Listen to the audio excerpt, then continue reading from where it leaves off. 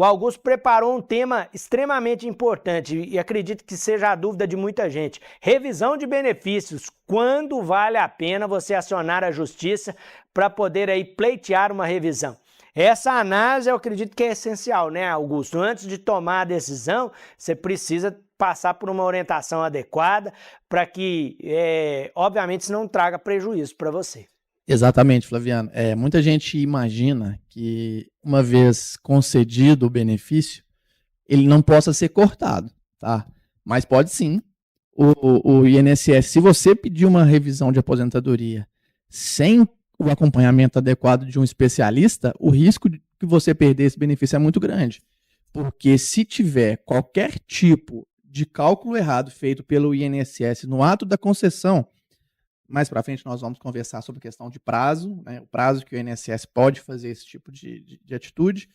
E se tiver algum erro e o INSS perceber que há erro e o benefício foi concedido com erro do INSS, o benefício é cortado, sim. Esse é o primeiro alerta, né?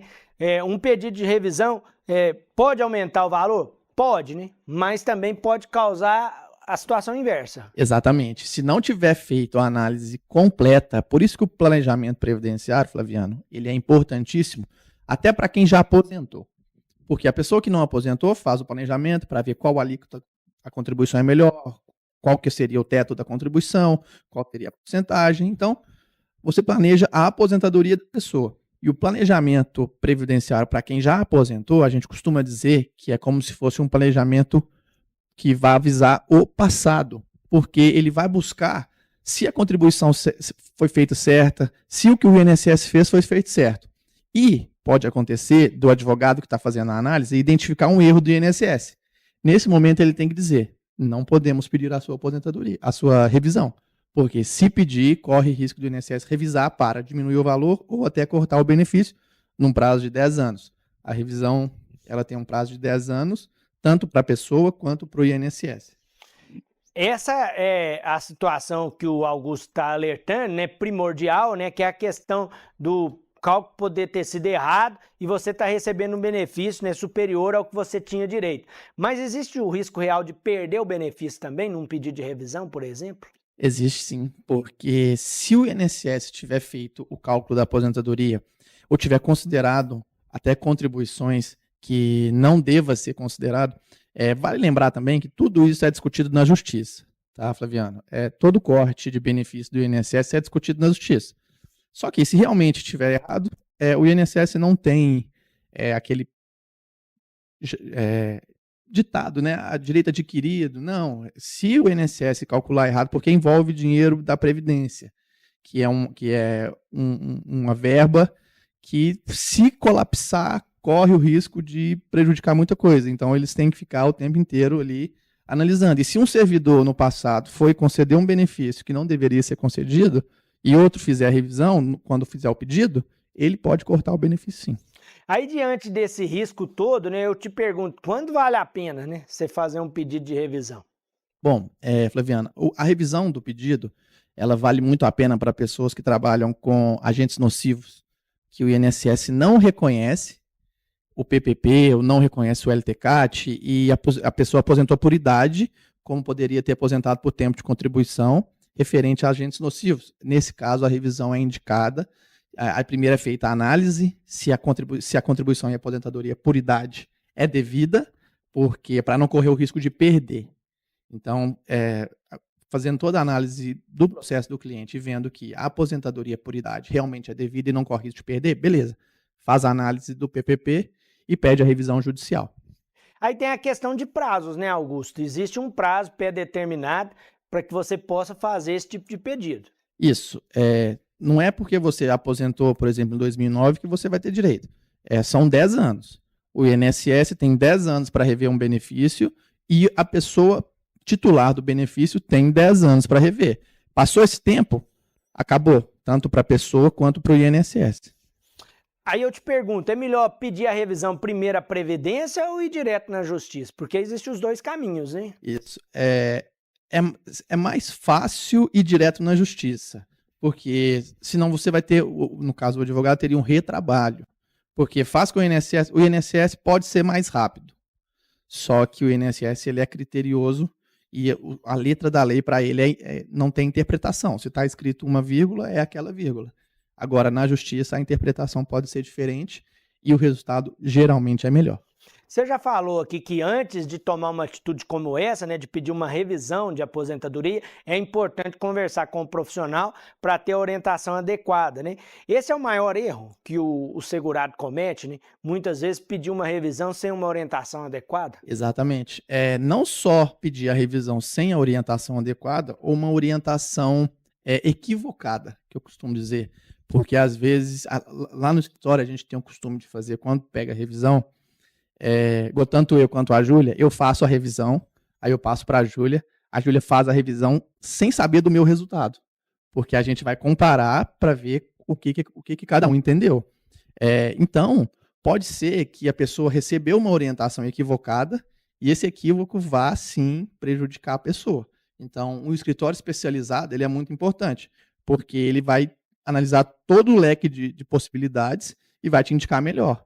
Falar, olha, se for aceito pelo INSS, vai ser um aumento salarial muito grande. Só que corre o risco desse tempo aqui, por exemplo, ser desconsiderado e você perder o que você já tem.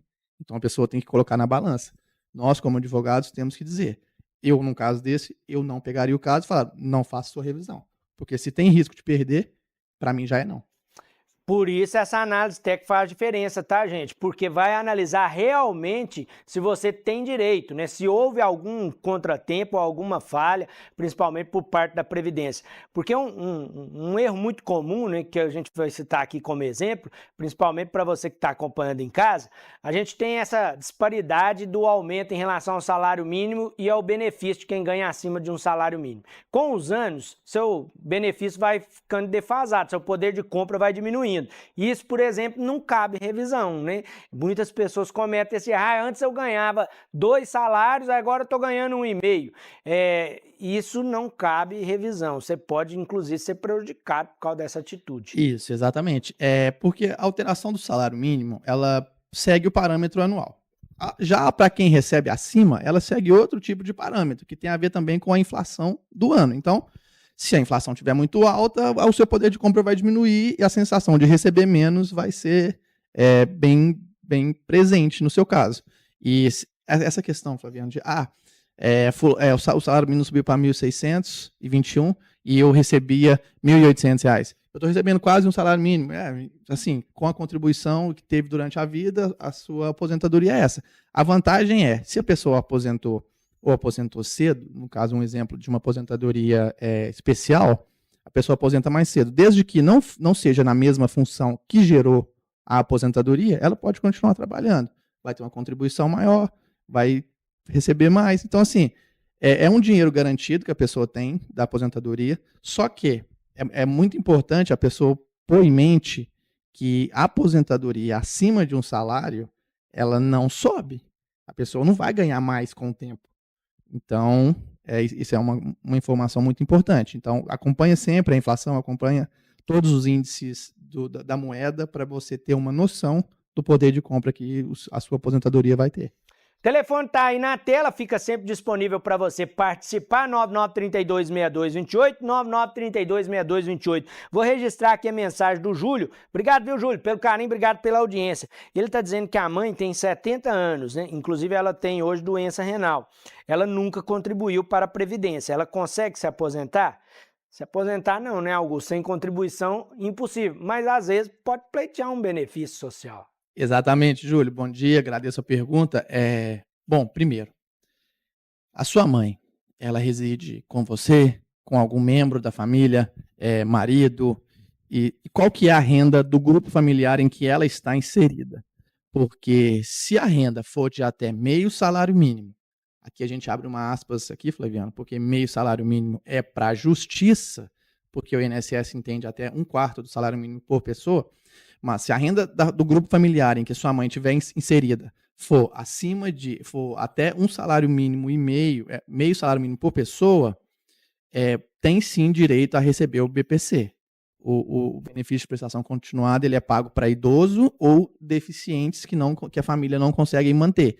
Então, neste caso, é possível analisar a situação financeira. Se for até meio salário mínimo por pessoa no grupo familiar, é possível sim, tá, Júlio? Tanto pela questão da idade dela e dependendo do agravamento da doença. Se tiver alguma dúvida, pode procurar o escritório, né, Barbosa Oliveira, que fica ali na Getúlio Vargas, em frente à Previdência Social. Pode pôr na tela aí os contatos também, tem o telefone, tem o Instagram. Esses canais, essas ferramentas também facilitam o seu contato para tirar qualquer dúvida, tá, Júlio? Obrigado aí pela audiência. Quero registrar também a mensagem da Fabrícia. Ela está perguntando o seguinte, né? Ela está dizendo que o pai tem 65 anos, né? E já tem 19 anos de contribuição.